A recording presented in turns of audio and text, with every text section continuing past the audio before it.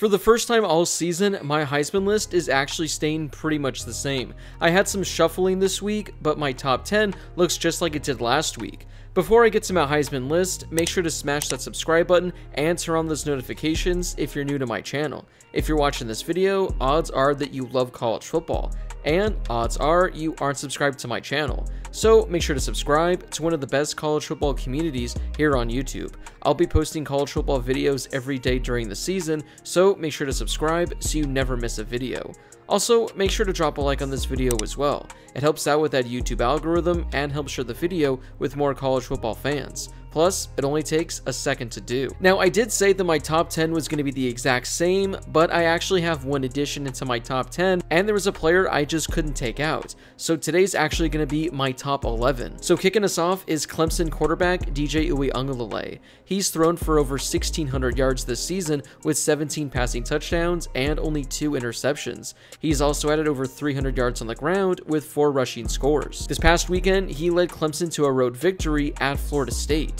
He threw for over 200 yards with 3 passing touchdowns and added a touchdown on the ground as well. Clemson's undefeated and ranked in the top 5 of the AP poll, and Uiagalelei is having the best season of his collegiate career. Up next is Kansas State quarterback Adrian Martinez. The Wildcats had a bye this week, so his numbers stayed exactly the same as they were last week. He's thrown for 900 yards this season with only 4 passing touchdowns, but he's the only quarterback at the FBS level who has yet to throw an interception. All of his damage has come on the ground as he's rushed for 550 yards with 9 rushing scores. The only running back on our list is still Michigan running back Blake Quorum.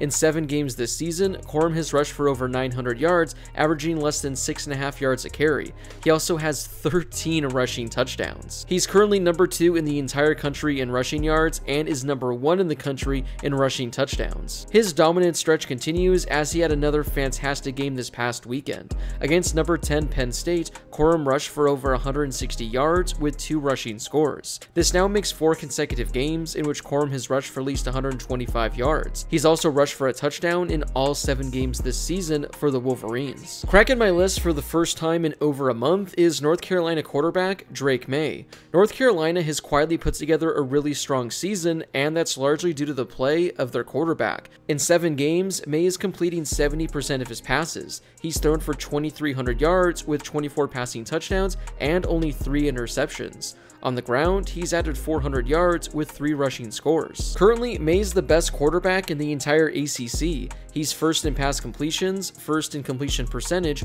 first in passing yards, and first in passing touchdowns. His 24 passing touchdowns are the most in the entire country. His passing efficiency rating of 184.8 is also the 3rd best in the nation as well. This past weekend on the road at Duke, he picked up the victory by throwing for just under 400 yards with 3 passing touchdowns. He also added 70 yards on the ground as well. Although he put up some really solid numbers this week, I have Bryce Young falling just a bit. Alabama lost to Tennessee, and I just think there are some quarterbacks that have been better than Bryce Young. Overall for the season, he's thrown for 1,600 yards with 16 passing touchdowns while rushing in 3 scores as well. Like I mentioned, he was fantastic this weekend, but Alabama lost to Tennessee.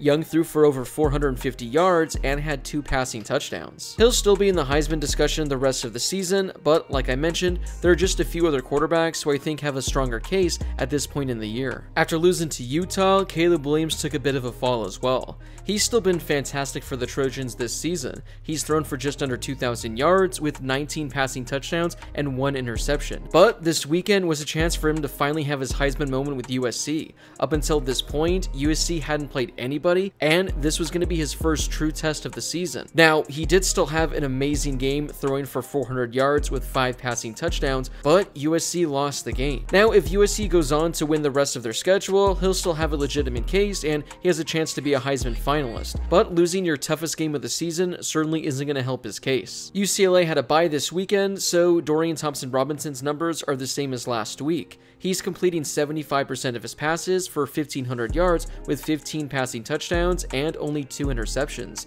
He's also added over 230 yards on the ground with 4 rushing scores. DTR is number 1 in the Pac-12 and number 2 in the entire country as he's completing 75% of his passes. He's first in the Pac-12, averaging 9.3 passing yards per attempt. His passing efficiency rating of 180.6 is also the best in the Pac-12 and number 5 in the entire country. Oregon also didn't didn't play this week, so Bo Nix's numbers are just what they were last week. Yeah, I have Bo Nix this high in my Heisman rankings, but it's because he's having a phenomenal season. Nix is completing over 70% of his passes for 1,500 yards. He's thrown 12 touchdowns with only 3 interceptions. He's added over 330 yards on the ground, averaging more than 8 yards a carry with 8 rushing scores. As I talked about last week, Bo Nix has been one of the best quarterbacks in the entire country since the first week of the college football season. I know you're still probably not ready for this, but Bo Nix Heisman season is truly here. Max Duggan has TCU ranked inside the top 10 and as a potential playoff team. In 6 games for the Horned Frogs, he's completing a very nice 69% of his passes. He's thrown for 1,600 yards with 16 passing touchdowns and only 1 interception. On the ground, he's rushed for over 260 yards with 4 rushing scores. Duggan is first in the Big 12 in passing touchdowns, passing yards per attempt, completion percentage, and passing efficiency rating. And over the last 3 weeks, he's played some of the best ball of his entire career. This past weekend, playing a top 10 team in Oklahoma State, Duggan threw for 300 yards with 2 passing touchdowns while rushing for 60 yards with a rushing score. If my number 1 pick wasn't running away with the award, Hendon Hooker would have a serious shot as the Heisman frontrunner. In 6 games for the Vols, he's completing 70% of his passes for over 1,800 yards. He's thrown 15 touchdowns and has only 1 interception. He's also rushed for 300 yards with 3 rushing scores as well. Hendon Hooker's passing efficiency rating of 187.7 is the best in the SEC and the second best in the entire country.